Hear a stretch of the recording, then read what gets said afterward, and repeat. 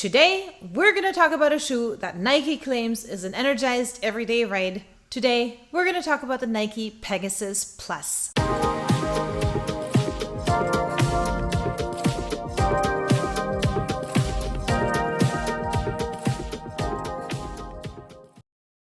Hey runners, and welcome to my channel. My name is Letty. I am the host of the weekly marathon running podcast, which I invite you to check out. It's available on all platforms, but we also have this YouTube channel where we do shoe reviews, running tutorials, all sorts of stuff. And today we're doing a shoe review of the Nike Pegasus Plus. But before we do that, a quick disclaimer. This shoe has been provided to me for the purpose of review. However, no one is paying me for this review, and all opinions expressed here are my own. Alright, so with that out of the way, let's talk about the model and purpose of the shoe. According to the product page of this shoe, Nike says this shoe is designed for your everyday ride, giving you a high energy return with this Zoom X that we'll talk about. But before we do, let's hop into the tech specs. Scrolling down further on the product page, you will see that this shoe comes in at 7.2 ounces in the women's size, with a heel-to-toe drop of 10 millimeters, which is a lot, but it's also very common in a lot of the Nike shoes. Now let's talk about the key features of the shoe. Let's start by talking about the upper of the shoe. Nike for this shoe uses the Flyknit upper, which is one of my favorite uppers that Nike uses just because of its breathability. It's very airy.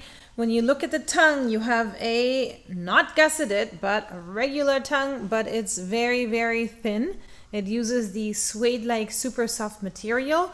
And if you guys know me, the shoe is a great candidate for being worn sockless, which is what I prefer to do because I live in Florida. And if you didn't know that, don't worry. I do throw my shoes in the washer, and we'll talk about the durability of the shoes when we get to it as well. When it comes to the heel, this heel is very cushy. It does have a lot of structure to it, and it has pretty good padding. Maybe a little bit too much for my liking, but I know most people probably appreciate that. Definitely padded enough to where you won't be getting any blisters. You're not riding up on that heel. It's actually very nice. As for the shoelaces, I always look for nubbed shoelaces. These are just straight, but while I was running in them, they did not slip, so that's a good sign. So now let's move on to the foam of the shoe. This shoe uses the Zoom X foam, which is the lightest and most responsive foam that Nike has in their shoes, which is probably also the reason why the shoe is so lightweight. I'm a big fan of that foam, but I'm always worried about wearing that shoe, and I'm worried about durability. However, here, Nike chose to use a high abrasion outsole that is supposed to be extra durable. You can see this black part is more durable than the middle rubber, which makes sense because if you're running, you're not going to land in the middle here. You're going to run on either one of those sides or both at the same time. So you have a little bit of exposed foam here, but a lot of it is covered, a lot more than we see in other Nike shoes, which will hopefully attribute to a longer durability of the shoe. Now, when it comes to the colors of the shoe is available in 6 different colors for women's and 7 different colors for men. Now, when it comes to the women's shoes, we have the color combos of light Orwood brown, sail gumlight brown, coconut milk, barley gray, white, black, hot punch, glacier blue, light lemon twist, life lime black, crimson tint, pure platinum, stardust white, royal pulse, green frost, black cyber, black dark gray, beyond pink, and glacier blue. And I'm going to spare you naming all the men's colors because it's just too much. Instead, I will put them on the screen right here for you to read. And obviously, you're going to be able to see them all at the website. I don't know why Nike has these lengthy names for their colors, but I'm not an expert on marketing, so what do I know? Now, when it comes to the price point of the shoe comes in at $180 on the Nike website. And I know there's a lot cheaper daily trainers, but we'll go into why I think this is a little bit of an elevated daily trainer, which may or may not justify the price point for you. All right, so comparing the Pegasus 41 to the Pegasus Plus. The Pegasus Plus comes in at $180, whereas the Pegasus 41 comes in at $140. You're saving $40. So the Pegasus 41 is almost a quarter cheaper than the Pegasus Plus. Another huge difference is the midsole and the foam. They use different foams. The Pegasus 41 has air pockets in the front and in the back, whereas this Pegasus Plus doesn't use the React foam, they use the Zoom X foam, and there are no air pockets in the shoe. Furthermore, the Pegasus Plus weighs 1.6 ounces less than the Pegasus 41 in my size, women. It comes in at 7.2 ounces, as I mentioned, whereas the Pegasus Plus weighs 8.8 ounces.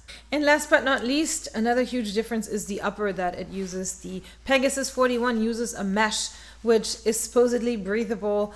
I didn't like it as much. It didn't feel as breathable as this Flyknit.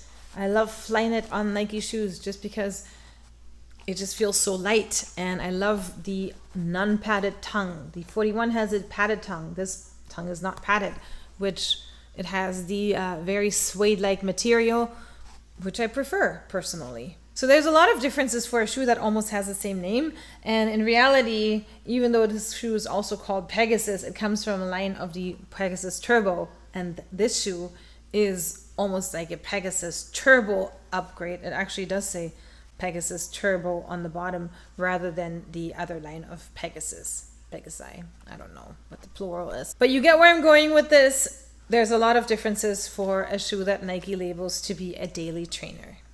So now let's talk about my first impression when I received this shoe. My first impression upon receiving the shoe was a very positive one. Again, I love the Flyknit, so I put the shoe on. I felt it was more true to size than the Pegasus 41 that I had received a little bit ago. And I don't know why that is. I'm always true to size, and I'm usually true to size with Nike too, but for some reason the Pegasus 41 didn't fit as well.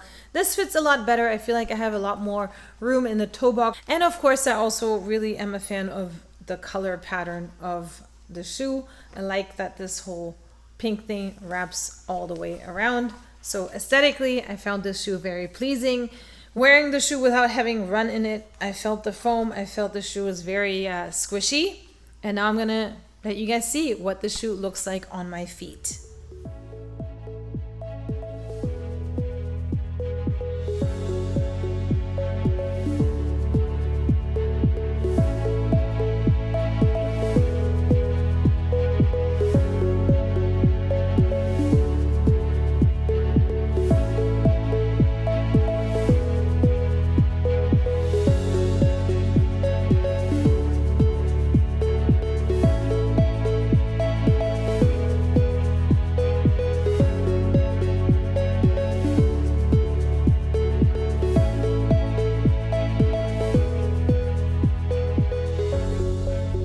Alright, so with that, now I'm going to give you my opinion about this shoe.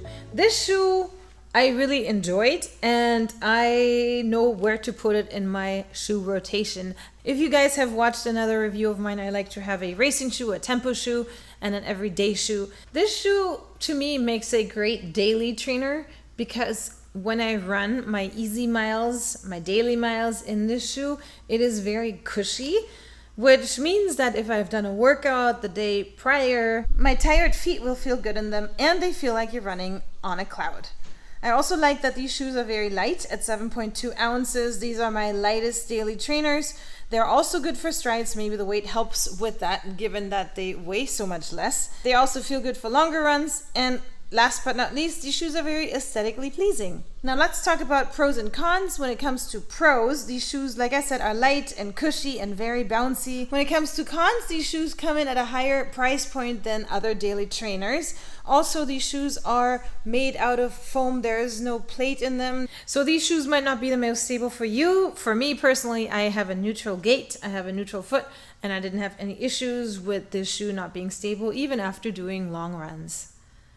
Alright, so in summary, who is the Pegasus Plus for? The Pegasus Plus makes a great addition to your running shoe rotation if you're looking for a daily trainer that is plush, that is good for your recovery runs, that is good for your long runs, and that helps you recover with your foot fatigue, so long as you don't need a ton of stability because of the foam being so cushy and the stack height being so tall. The upper is very thin and there is not a lot of support in the shoe. So if you're looking for support, the shoe is not for you. The shoe is very light. The shoe is good for hot climates because the upper is made out of the Flyknit. It doesn't have too much cushioning in the tongue. So again, if you're living somewhere where it's super hot, the shoe makes a great addition. Again, make sure you check out the website to see what the shoe is intended for. And I think that concludes my review of the Pegasus Plus. Thank you so much for tuning in. If you have any additional opinions or remarks, please put them in the comments below so everyone else can read what you think I missed. And if you find my content of value, I invite you to subscribe to my channel, and we'll be back with another shoe review next week. Have a great week of running.